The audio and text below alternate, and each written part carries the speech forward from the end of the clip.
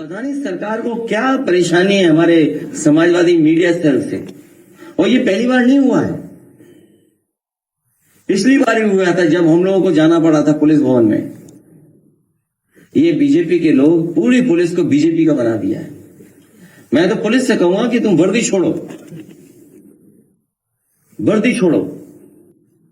समाजवादियों की जो कभी कभी टोपी के बारे में बुला भरा कहते थे, बीजेपी के लोग भी टोपी पहनने लगे, तो वो टोपी लगा करके आप थाने में बैठिए। कमिश्नर वाली प्रणाली का सबसे बड़ा फेलियर आपने अगर कहीं देखा है तो प्रयागराज में देखा है। क्या ये देश और दुनिया में जो बदनामी हुई उत्तर प्रदेश की, क्या भूल सकता है कोई? दुनिया का रिकॉर्ड बनाया है 300 किलोमीटर का जाम। उत्तर प्रदेश और मध्य प्रदेश के मुख्यमंत्री लगे थे जाम खुलवाने के लिए। लोग दर्शन करने गए, श्रद्धालु जो पहुंचे मंदिरों में जान चली गई, धक्का मुक्की। कितनी परेशानी हुई है महिलाओं को, बच्चों को जो गए साथ। कहीं वॉशरूम नहीं थे, कहीं पीने की जगह नहीं थी, कहीं खाने पीने का इंतजाम नहीं था। ये वो लोग हैं जो कह रहे हैं कि हम विकसित भारत का सपना देख रहे हैं। इस आयोजन ने इनके विकसित भारत की और जो इंफ्रास्ट्रक्चर तैयार कर रहे थे उसकी पोल खोल दी है, और जो पोल खोलने से डर रहे हैं वही मीडिया सेल पे अटैक कर रहे हैं।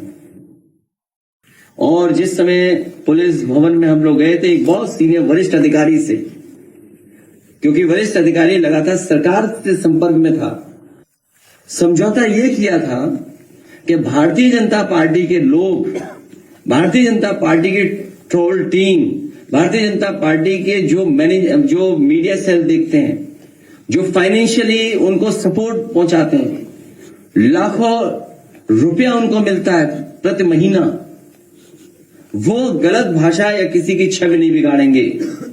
वो अपने में सुधार लाएंगे तो समाजवादी पार्टी के लोग भी अपने अंदर सुधार लाएंगे। बीजेपी के लोग अगर गलत शब्द इस्तेमाल करेंगे तो समाजवादी पार्टी के लोग भी उसी तरह का जवाब उनको देंगे।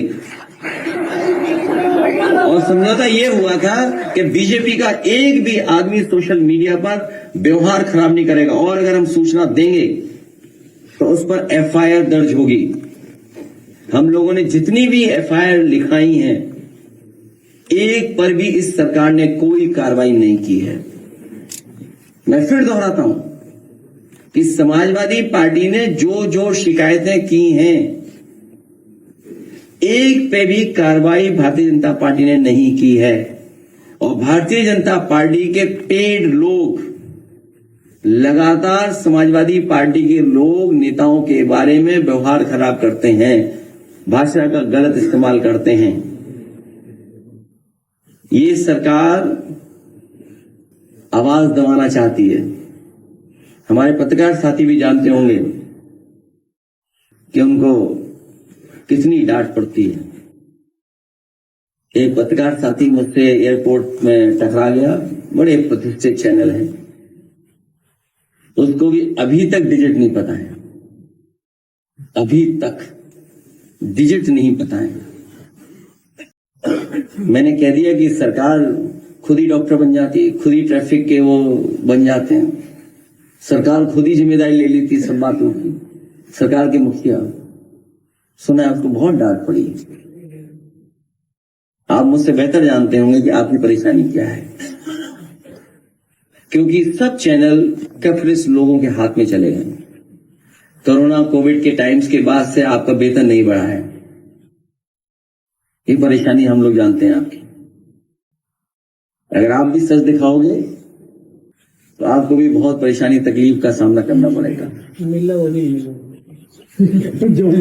और एक हमारा चैनल साथी लगातार जो सरकार को पता नहीं क्या है, अगर विपक्ष ये जानकारी दे रहा है, ये हमारा पॉजिटिव एटीट्यूड है कि आपके मिसमैनेजमेंट की बात हम बता रहे हैं।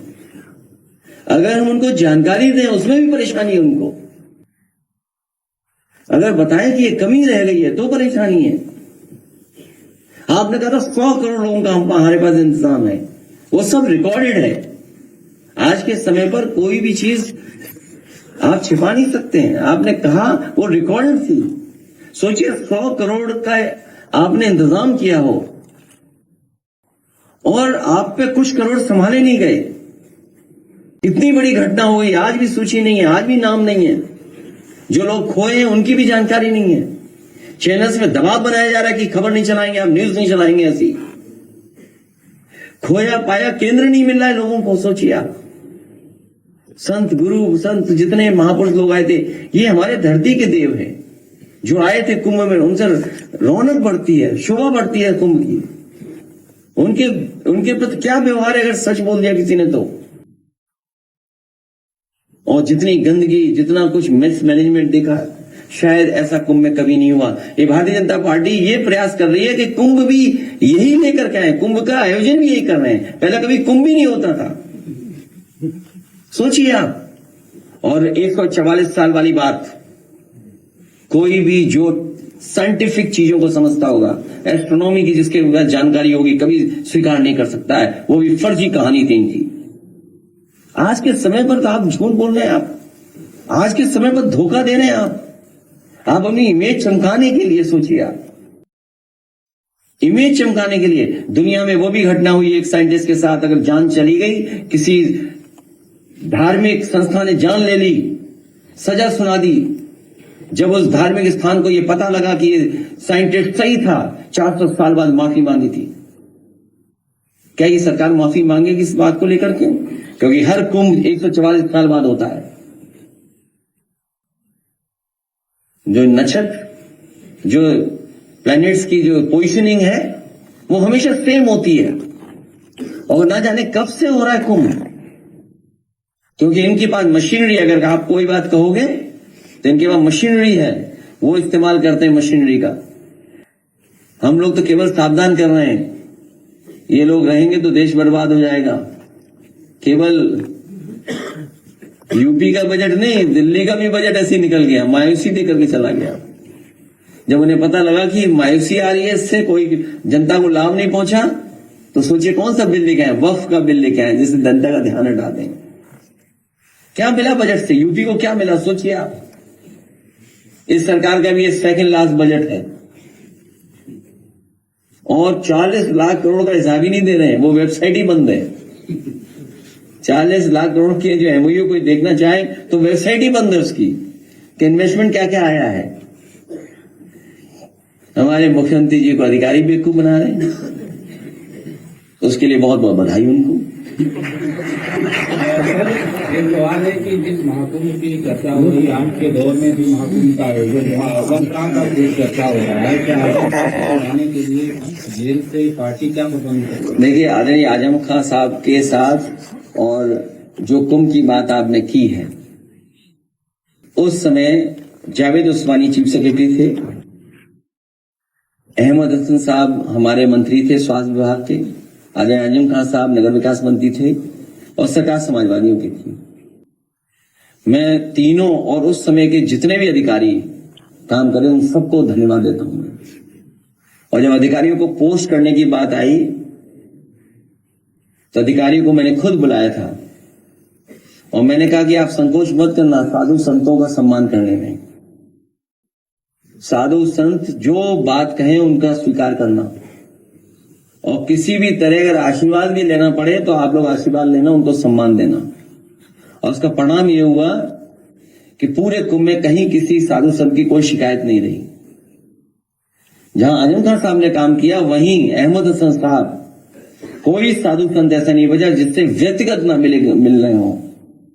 और मैंने उनसे कहा था कि आप जो साधु संत उसमें कहें उनकी बात तुम खुद स्वीकार कर लेना। और मेला अधिकारी को मैंने कहा कि जो ये कहेंगे वो आपको काम करना पड़ेगा। उसका परिणाम है कि कुंभ में कहीं शिकायत नहीं हुई। और जावेद उस्मानी का जो एक्सपीरियंस था मैनेजमेंट का, जो टाइम लाइन और टाइम उन्होंने बाउंड की चीजों को, उसका परिणाम हुआ कि सब चीजें समय से हो गई। इनके तो पुल नहीं बने समय से, कभी पुल ये बंद, कभी पुल वो बंद, कभी सब पुल बंद। ये तो मैनेजमेंट है इनका। सोचिए आप तो गए होंगे, नहीं गए मैं कुंभ में? हाँ, आप तो नहीं जा पाए होंगे, उसका कारण दूसरा है। लेकिन सम्राट हर्षवर्धन के समय पर किसी पर पाबंदी नहीं थी। सम्राट हर्षवर्धन के समय में जो कुंभ होता था उसमें सबको बुलाया जाता था, सब जाते थे। धर्म के लोग जाते थे, दूसरे धर्मों के लोग जाते थे, इसीलिए वो कुंभ था। और दान करके जाते थे, वो आखिरी में सब कुछ दान करके चले जाते थे, अपने कपड़े भी दान कर जाते थे, और साधारण कपड़ा पहन करके वो जाते थे कन्नौज वापिस। बताओ इन्होंने क्या दान दिया? इतनी बार डुबकी मारी। कोई दान किया हो तो बता दो, किसी सुनने में आया तो बता दो। मैं भारत सरकार से कई बार कह चुका हूं, स्नान और दान दो महत्वपूर्ण है। पुण्य और वो अलग चीजें हैं, वो भी हैं उससे जुड़ी हुई, बहुत सी और परंपराएं जुड़ी हैं कुंभ से। लेकिन मैं भारत सरकार से कहूंगा कि जो अकबर का किला है वो उत्तर प्रदेश सरकार को दान दे दें, क्योंकि बड़े पैमाने पे जगह है वहां पर। वट वृक्ष वहीं पर है जो नेताजी ने कभी खुलवाया था।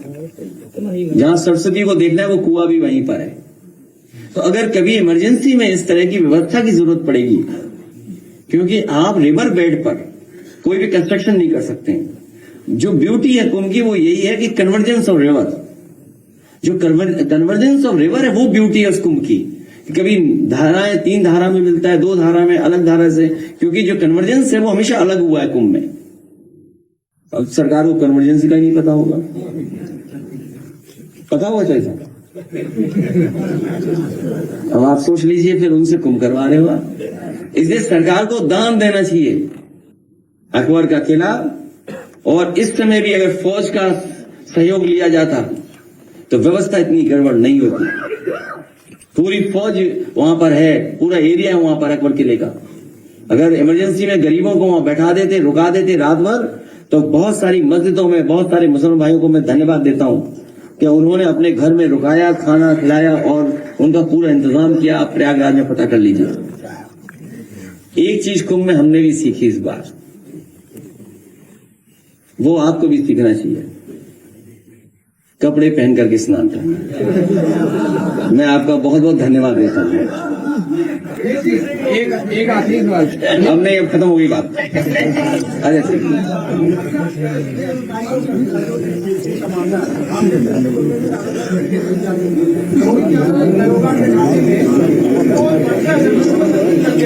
देखिए, ये सरकार अन्याय कर रही है।